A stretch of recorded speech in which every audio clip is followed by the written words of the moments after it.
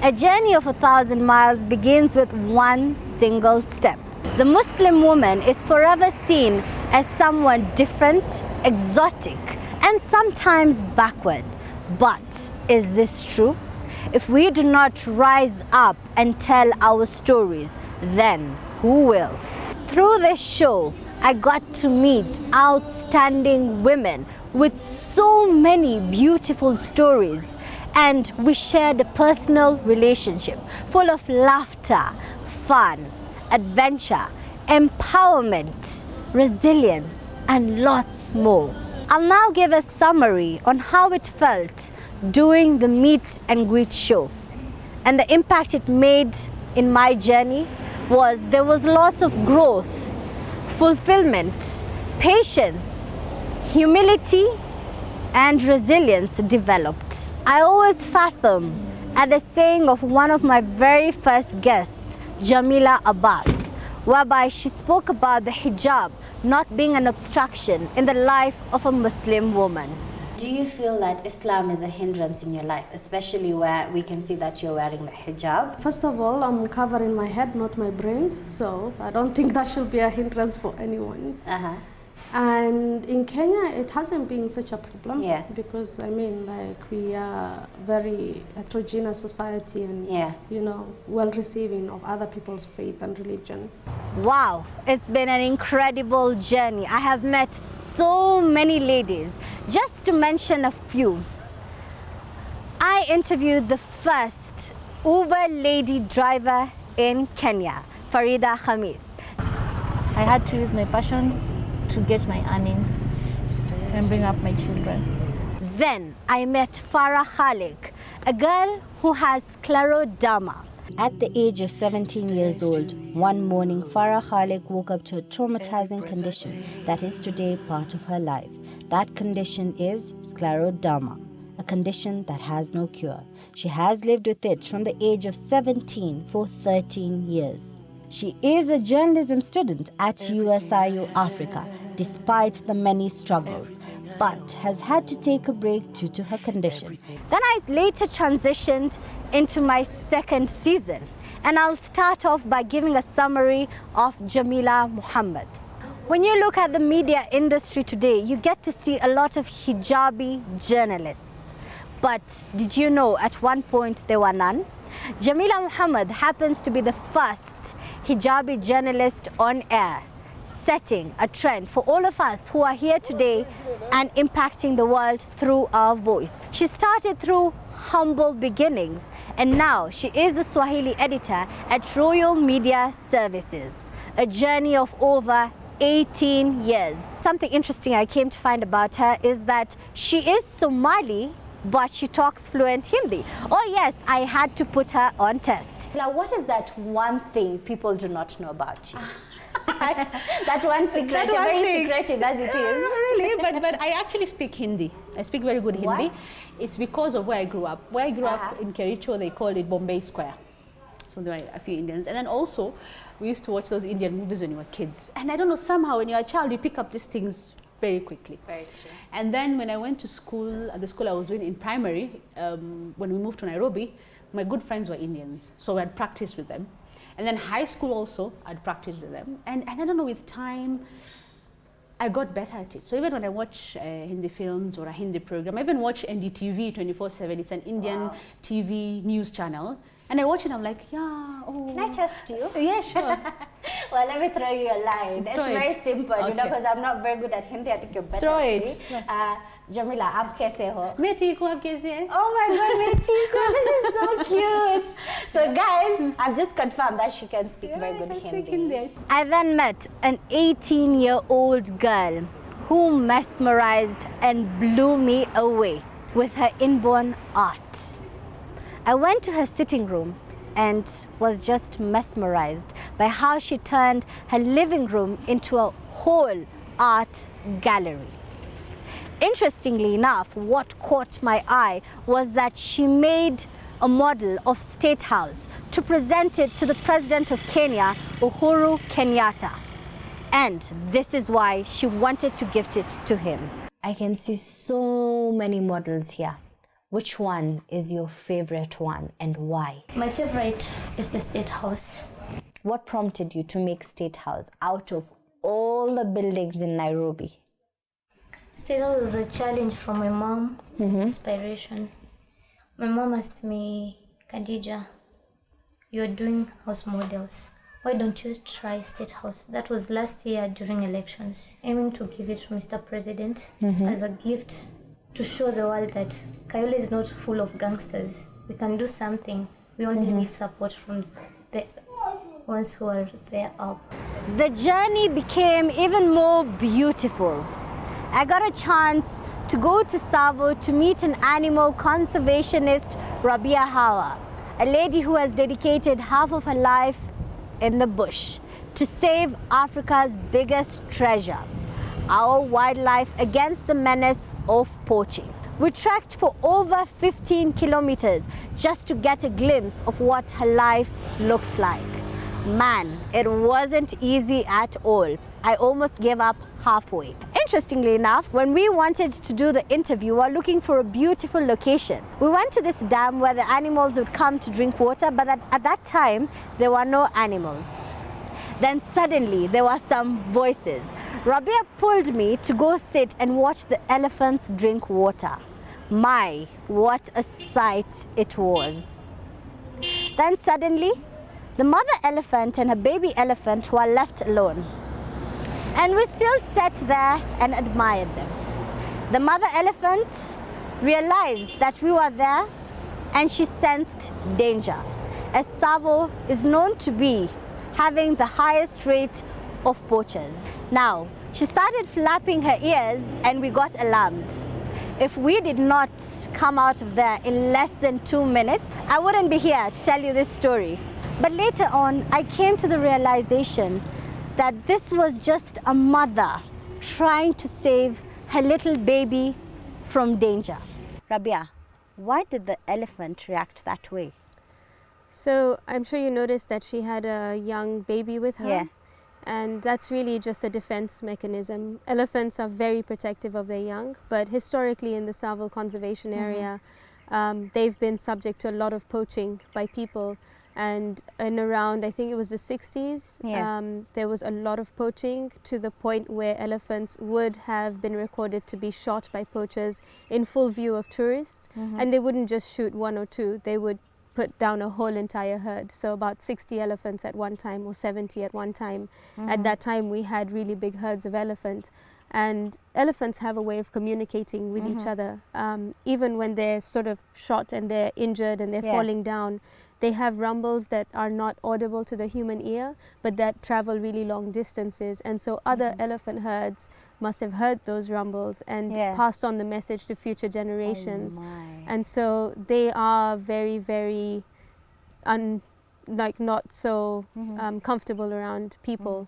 But that's just because they identify us as an immediate threat, and especially to their children. When life throws at you any sort of pain or anger, do you ever pen down your feelings and emotions? I got to meet Bushra Saeed, a 12-year-old author, whose interest of writing began when her father passed away just at the age of 6. She did not understand what death was and would end up blaming herself for her father's death. But her mother supported her through her journey, took her to orphanages and taught her, you know what? You are not the only orphan in life. There are many others who are having it even rough. Well, through that, from her small little writings, it progressed into a book entitled My Story, which highlights the plight of needy children. Well, this is a very beautiful story to me because she's a 12-year-old Muslim girl, a Somali girl. I even got to interview some Somali girls to tell me what they thought about a little Somali girl writing a book. As they say, if you want to hide something from an African, put it in a book. A young Somali girl writing a book, and she's very young, like 11 years old girl writing a book. There's a miracle. Like, in fact, in Somali community, is a big thing. What you can do with your loss determines where you will be in life. So the loss of her father can motivate her to write such a book. That's great, mashallah. Through that episode, she expressed her dire interest to meet Member of Parliament Mvita constituency, Abdul Samad Nasser Sharif. And her dreams did come true. And here is how the surprise went down.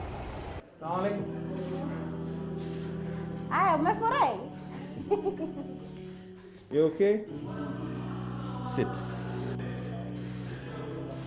And now we will have to change. How are you? I'm good. How are you? We'll have to tell them to change the program so that now you become the interviewer. How does that sound?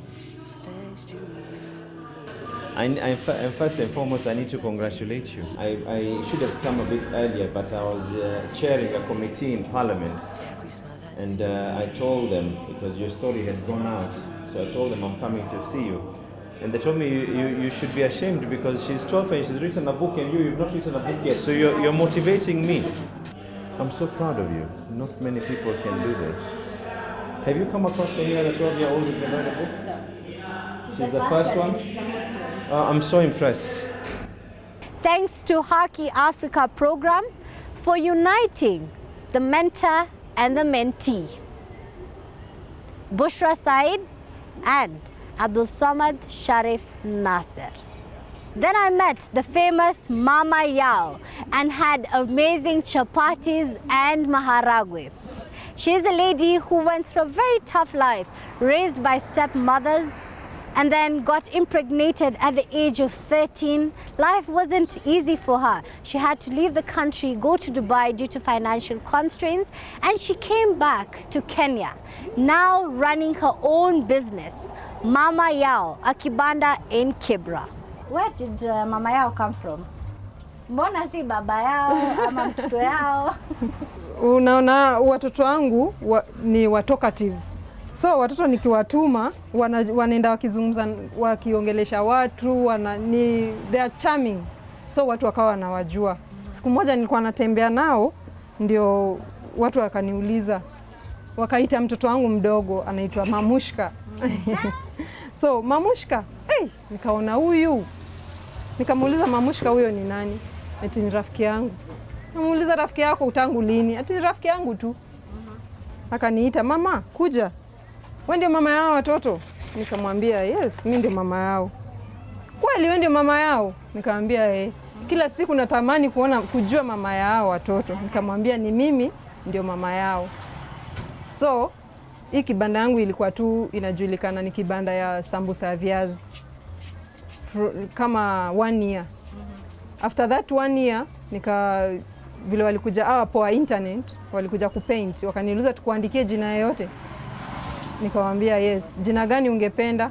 Nikamwambia mama yao. Indeed, the biggest disability in life is a bad attitude. And this was portrayed by a 31-year-old cerebral palsy patient, Saira Jabin Khan. And we also got to meet her mother to see how positive, her nature is. Is it because of the love around her that has made her who she is today? Every disabled person needs love and care. And these are some of the most inspiring moments that I felt during the show. Wow. And what are some of the challenges that you face? Because you're a mother at the end of the day, all responsibility comes to you. Tell me about the challenges that you faced all throughout this 31 years. Yes, now the main challenge is she is unable to get out of bed, so you have to do everything for her. And give me a day in her life. Now once she gets up, she needs to go shower, she needs to brush, she needs her breakfast, and when it's a resting time, she wants to rest, she wants to study. So all that, you have to do that for her. Although there's certain things she could do, brush her on her own. I mean feeding, she would feed on her own, of which I prefer doing. I prefer her doing it on her own, yes, yes. What other challenges do you face? Challenging is, now she's growing. She's heavier, so I always encourage her, you have to do this, you have to, like we have to make her walk, although because you need to have a blood circulation. So when sitting on the wheelchair, it's not everything for her.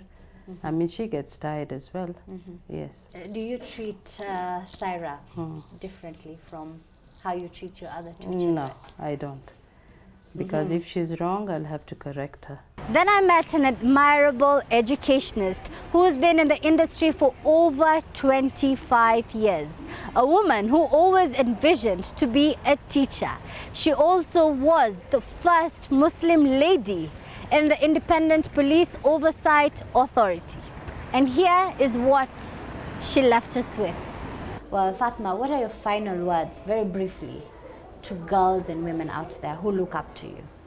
Well, I would say Muslim girls can do anything that other girls can do.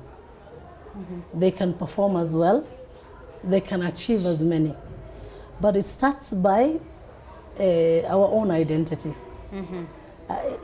Girls, Muslims generally need to see themselves as part of this country and part of the community that plays a critical role. I would say we don't have to alienate ourselves. We have to work with the mainstream national development. We don't shy from working with each sector of the government, including the security sector. The only way we can make things that are wrong right is by taking the responsibility ourselves. I want to tell that Muslim girl in Boni, in Lamu, wherever she is, who feels like she is disadvantaged, that opportunities are out here. Don't worry, push yourself to the maximum, work 10 times the Kenyan, 10 times more than the Kenyan girl, and achieve the best. And don't leave your identity, because what makes you different is what you bring on the board. And what you bring on board is actually Islam. Whilst others will make reference to their own background and their own learning and their own faith, the Muslim faith itself brings a lot of good things. The journey even got sweeter. I met Maimuna, a lady who is all about self-discovery and self-evaluation. She left a very lucrative job in the private sector and moved into something which was less pain, but passion won. And that was a lesson to girls out there. Sometimes we can be in a position where we're getting everything, but at the end of the day, there is no personal fulfillment and growth. And today, she is notably the fastest growing employee in her workplace. And this is the message she had to tell girls out there.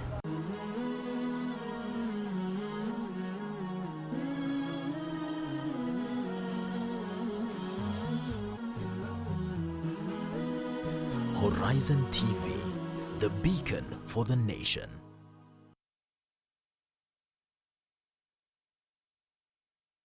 Celebrate this holiday in style. The 21st Egypt and Middle East Expo is coming to TRM Mall, 3rd floor, from 28th November till 12th December 2018. This holiday, shop till you drop on various high-quality products such as furniture, carpets, kitchenware, leather products, handcrafts, clothes, furnishing, jewelry, perfumes, natural oils and herbs, and many more other products from Egypt, India, Iran, Pakistan, Syria, Turkey and Singapore. Hurry up and get up to 50% discount. Don't miss your chance to visit the 21st Egypt and Middle East Expo at TRM on 3rd floor from 28th November till 12th December 2018. Open daily from 10 a.m. till 8 p.m. Entry is free. You're watching Horizon TV, the beacon for the nation. Assalamu alaikum. I am Aisha Khan, an ambitious, open-minded and proud Muslim woman. Looking back at the Islamic history, it will not be hard to find women who are innovative, leaders or entrepreneurs. It is said that the property of Lady Khadija, the Prophet ﷺ's first wife, financed Islam in its infancy. Islam then elevated the position of women in so many ways. Join me as I set out to go on dates with Muslim women from all walks of life to find out who they are, what they do, and what role Islam plays in their lives. Maimuna, there's something interesting about you. You love mentoring young girls. Oh yes, every young person I see myself in them. the lack of confidence, they're not being sure about what they are doing, the questions that they're asking themselves. And I say, this is my chance to speak to my younger self. And what would I want to have had in my younger self? That, hey, it's okay. Making 1-2 mistakes is okay, but you make it through. And so for me, it's a passion. I'm constantly mentoring young people, young women especially, because we are few in the public sector, you can see. We are few in the professional world. And we are constantly behind. For one reason or another, something is pulling us behind. Socialization, thoughts about ourselves, we're not good enough. And for me, to be able to lift even one, to make them feel better about who they are. My siblings describe me as the cheerleader. If I can cheerlead you to your career, to your progression, whatever it is that you want to achieve in your life, if I can be able to, I can enable you to see yourself for what you are, then alhamdulillah, I think for me that's a great joy at the end of the day. Cancer is known to be like this ticking time bomb in our society that is affecting anyone and everyone. I got to meet a specialist, an oncologist, Dr. Sitna Ali, who expounded, and we had a very beautiful conversation about cancer. Then, I also got to see the fun part of doctors. Are they always serious? Well, not really. All my queries were answered. What do you do for fun? Doctors are very fun-loving. Yes. Please change my mind. Yes. What do I do for fun? I enjoy photography. Wow. Yeah. I enjoy baking. I spend a lot of time with my family. So I have young children, so I spend a lot of time in the park with the children. Yeah. Yeah, doctors do. Actually, it's amazing, but doctors do a lot of stuff. Most doctors do something different, and that's very helpful to get, the stress out of life. So we do a lot of stuff. Last but not least, Mwana Kaki Sharif was the last lady to seal the deal for season 2. She is a lady who has been in the henna artistry industry for over 30 years, and today working with Helping Hands for Relief Development is using her art knowledge to empower the less privileged girls who come from marginalized areas. Now, Auntie Kaki, you've just mentioned something very interesting about graduates coming here because there are no jobs. How important are skills for development? The urge is there. Everyone has a degree, but you can see unemployment is a growing thing. So I think if you have a skill in you, you're better than a graduate. That is my opinion, because most of the graduates, they're just equal, all of them. You can remove your paper, but it's not helping you. And I don't say you don't go to university, no. You can go, you can get even your master's. But I think if you include whatever you've learned, with your papers with the skills, you'll be very far. As Serena Williams says, the success of any woman should be an inspiration to the other. We should all aim at raising each other up, being extremely courageous, and above all, being humble. I am Aisha Khan, and this is a meet and greet show where you get to view phenomenal women with mind-blowing stories. We will be taking a break, going to meet other ladies with extremely beautiful stories, and we'll come back with a bang. Season 3 is on its way. For those of you who'd like to view the previous episodes from Season 1, feel free to go visit our YouTube channel at Horizon TV Kenya. Hashtag meet and greet with Aisha Khan. It's been an amazing journey, and I will miss you all. Goodbye, ma'assalam, until Season 3.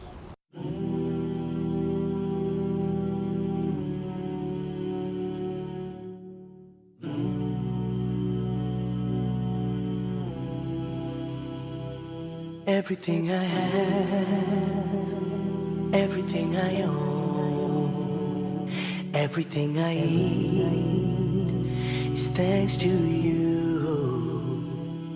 Every breath I take, every bird I hear Every smile I see is thanks to you.